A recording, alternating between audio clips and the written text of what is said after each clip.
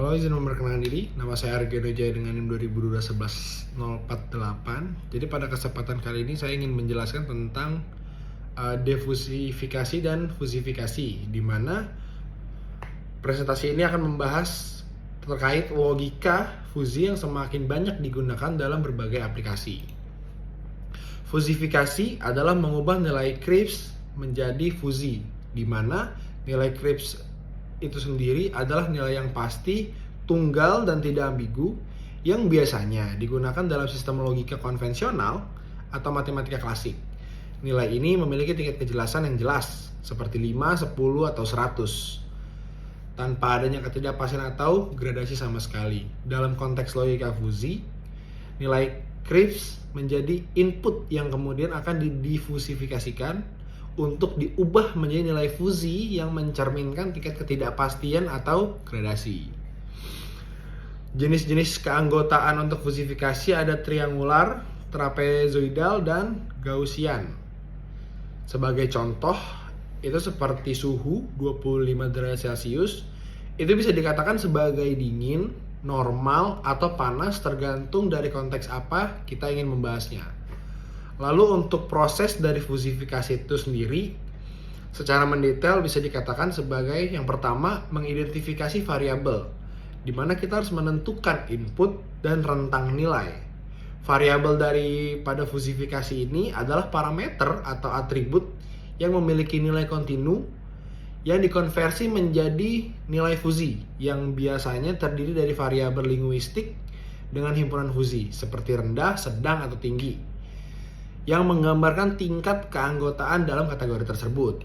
Kedua, ada menentukan himpunan fusi, di mana himpunan fusi yang kita pilih atau yang kita tentukan harus relevan. Karena himpunan fusi adalah kumpulan elemen yang memiliki derajat keanggotaan antara 0 dan 1, yang menggambarkan sejauh mana elemen tersebut termasuk dalam suatu kategori atau konsep.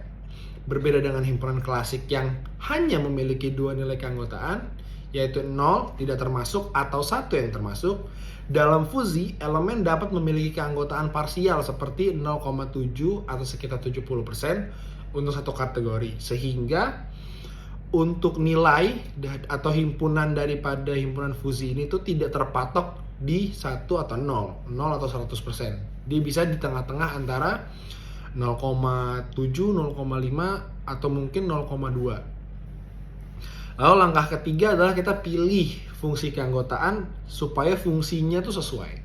Karena fungsi anggotaan adalah fungsi matematis yang digunakan dalam sistem logika fusi untuk menentukan sejauh mana suatu elemen atau nilai termasuk dalam suatu himpunan fusi. Nilai keanggotaan ini berkisar antara 0 dan 1, di mana 0 berarti elemen tersebut tidak termasuk dalam himpunan, dan 1 berarti elemen tersebut sepenuhnya termasuk. Fungsi ini bisa berbentuk linear, segitiga, trapesium, gaussian, atau bentuk lainnya, tergantung pada representasi himpunan fusi yang digunakan. Lalu, tahap terakhir adalah menghitung derajat keanggotaan, hitung nilai keanggotaan input. Jadi kita harus mengetahui input-inputnya ini memiliki berapa nilainya. Lalu, defusifikasi itu sebaliknya, yaitu mengubah nilai fusi menjadi nilai Kripps. Ini diperlukan agar nilai ini diprestasikan dengan 3 cara, yaitu centroid, di mana hitung pusat area himpunannya, lalu ada weighted average, di mana menghitung rata-rata berbobot, atau maximum high, pilih nilai dengan derajat tertinggi. Dan kesimpulan daripada penjelasan kesempatan kali ini dan penerapannya adalah fusifikasi dan defusifikasi penting dalam logika fusi, karena sebagai penerapannya seperti yang kita ketahui, seperti kontrol AC, suhu AC, terus ABS, automatic braking system pada mobil, atau diagnosis medis.